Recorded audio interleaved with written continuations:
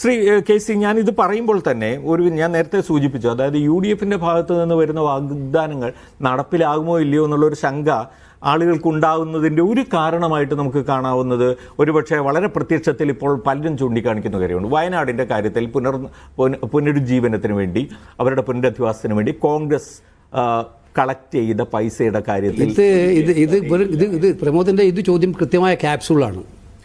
കൃത്യമായ ക്യാപ്സൂളാണ്.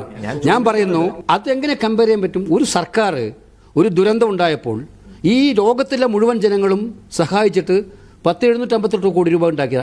20 കോടി രൂപ അതിൽ നിന്ന് കർണാടക സർക്കാർ കോൺഗ്രസ് ഇടപെട്ട് നൽകിയ 20 കോടി അതിനകത്തുണ്ട്. അതിൽ ആ വീടിൽ ഇവർ ഉദ്ഘാടനം ചെയ്തല്ലോ. അവിടെ താമസം തുടങ്ങിയ ആളുകൾ ഇല്ല. തുടങ്ങിയോ?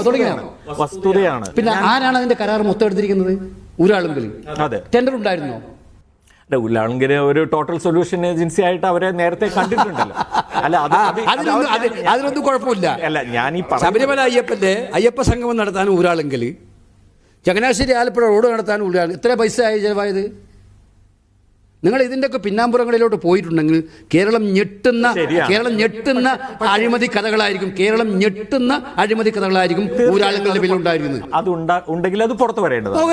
എന്റെ ചോദ്യം ശ്രീ കെ സി, കോൺഗ്രസിന്റെ അക്കൗണ്ട് സംബന്ധിച്ചു, ഏത് അക്കൗണ്ടാണ്, എത്ര പൈസ പിരിച്ചു, ആ ആപ്പ് എവിടെ? ഈ 3 ചോദ്യങ്ങളാണ് മുഖ്യമന്ത്രി ചോദിക്കുന്നത്. ആ ചോദ്യങ്ങൾക്ക് 3 ഉത്തരങ്ങൾ നൽകാൻ എന്തുകൊണ്ട് കോൺഗ്രസിന് കഴിയുന്നത്? മുഖ്യമന്ത്രിക്ക് ചോദിക്കുന്നതിനൊരു കുഴപ്പമില്ല. ഉത്തരം തരുന്നതിന് മുഖ്യമന്ത്രിക്ക് ഞങ്ങൾക്കൊരു ബുദ്ധിമുട്ടുമില്ല. ഞങ്ങളുടെ കയ്യിലുള്ള പൈസ എത്രയാണെന്നുള്ളത് കൃത്യമായ കണക്ക് ബാങ്ക് അക്കൗണ്ടിലുണ്ട്. ഞാൻ ചോദിച്ചോട്ടെ പറയാം, ഇങ്ങനെ ഒരു കൃത്രിമം കോൺഗ്രസ് ചെയ്തിട്ടുണ്ടെങ്കിൽ ഞങ്ങളെ വെറുതെ വിടുന്നവരാണോ ഈ സർക്കാർ? ഏജൻസി ആരുടെ കയ്യിലാണോ? ആരുടെ കയ്യിലാണ് ഏജൻസി? ഞങ്ങൾ അങ്ങനെ കൃത്രിമം കാണിച്ചിട്ടുണ്ടെന്ന് വെച്ചാൽ അത് മഹാപരാധമല്ലേ? ഞാൻ തിരിച്ചൊരു ചോദ്യം ചോദിക്കുകയാണ്. ഞങ്ങൾ അങ്ങനെ ഒരു കൃത്രിമം കാണിച്ചിട്ടുണ്ടെങ്കിൽ അതൊരു മഹാപരാധമല്ലേ? ഞങ്ങൾ ഉറപ്പിച്ച് പറയുന്നു, താങ്കളുടെ ചാനലിലൂടെ ഞാൻ പറയാൻ ആഗ്രഹിക്കുകയാണ്, വയനാടിന് വേണ്ടി പിരിച്ച ഫണ്ട് കൃത്യമായിട്ടും ധനലക്ഷ്മി ബാങ്കിൻ്റെ അക്കൗണ്ടിലൂടെ എത്ര ഫണ്ട് പിരിച്ചിട്ടുണ്ടെന്നുള്ള കൃത്യതയോടെ അക്കൗണ്ട് ഉണ്ട്. ആ അക്കൗണ്ടിനനുസരിച്ച് അവിടെ ഭൂമി വാങ്ങിച്ചിട്ടുണ്ട് 3 പ്ലോട്ടായിട്ട്. ആ 3 പ്ലോട്ടായിട്ട് ഭൂമി വാങ്ങിച്ചതിന് ചിലവായത് എത്രയാണെന്ന് കൃത്യമായിട്ടുള്ള രേഖകളുണ്ട്. രജിസ്ട്രേഷൻ്റെ പിരിച്ചതിനേക്കാൾ കൂടുതലാണ് ഭൂമി വാങ്ങിക്കാൻ കൊടുത്തത്.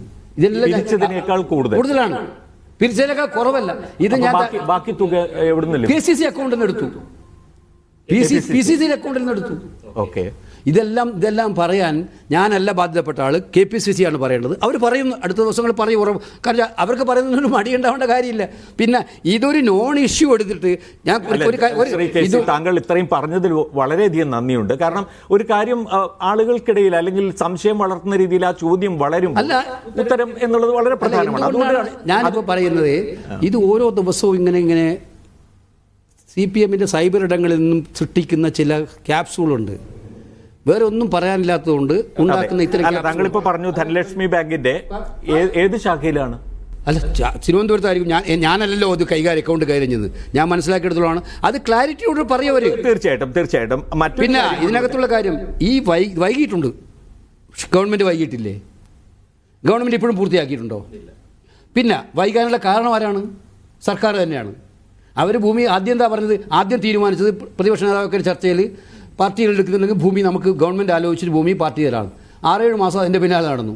പിന്നെയാണ് പറഞ്ഞത് പാർട്ടിക്ക് ഭൂമി കൊടുക്കുന്നില്ല, അവരവരുടെ സ്വന്തമായിട്ടുള്ള സ്ഥലത്ത് അവർ തന്നെ ചെയ്യണം, ഗവൺമെൻറ് തന്നെ ചെയ്യുകയാണെന്ന് പറഞ്ഞത്. അപ്പോൾ അതിന് കുറച്ച് കാലതാമസമാണ് ഭൂമി എടുക്കാനുള്ളത്. ഇത് ഞങ്ങളുടെ കമ്മിറ്റ്മെൻറ്റാണ്. 6 മാസത്തിനുള്ളിൽ ഞങ്ങൾ പറഞ്ഞ കമ്മിറ്റ്മെൻറ്റോടെ പൂർത്തീകരിച്ചിരിക്കും. അല്ല, അത് എന്തുകൊണ്ടാണെന്ന് വെച്ചാൽ ഈ ചോദ്യങ്ങൾ മുഴുവൻ വരുന്നത്, ഒരു ഭാഗത്ത് ഗവൺമെന്റ് ഇടത് ശരിയാണ്, ഈ ലെവലിൽ നിൽക്കുകയാണ്.